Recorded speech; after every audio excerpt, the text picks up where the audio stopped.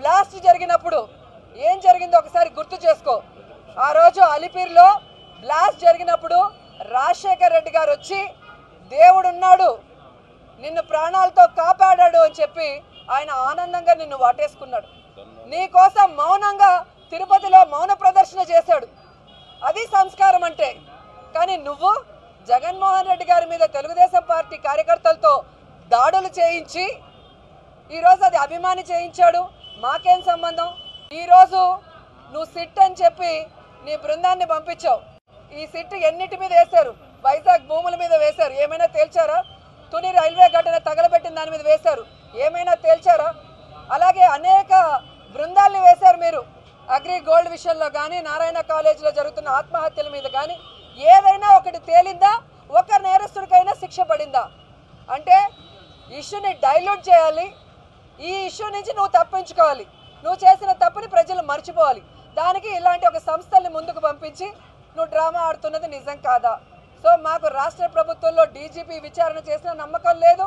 అలాగే ప్రభుత్వ కంట్రోల్లో ఉన్న ఈ సిట్ అనేది విచారించినా కూడా మాకు నమ్మకం లేదు. ఖచ్చితంగా దీనికి సిబిఐ ఎంక్వైరీ కానీ లేదా జ్యుడిషియల్ ఎంక్వైరీ కానీ ఉంటే తప్ప న్యాయం జరిగే పరిస్థితి లేదు అనేది మాకు స్పష్టంగా చేసుకుంటున్నాం.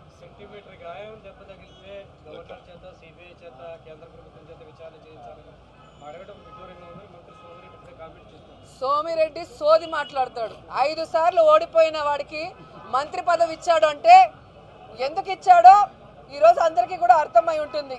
ఎందుకంటే ఇలాంటి పిచ్చి పిచ్చి ప్రేలాపనలు మాట్లాడడానికి ఒకటి కావాలి కదా. అందుకనే ఈ పిచ్చిరెడ్డి ఏదో మాట్లాడుతుంటాడు. ఈరోజు రాష్ట్రం విడిపోయి ఎన్ని రోజులైంది?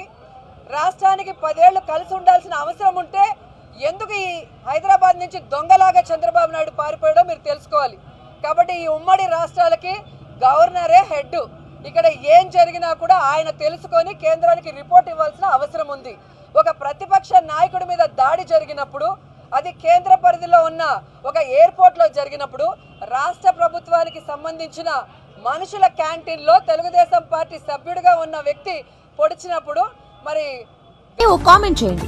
ఎప్పటికప్పుడు మా వీడియోస్ చూడాలంటే సబ్స్క్రైబ్ చేసుకోండి.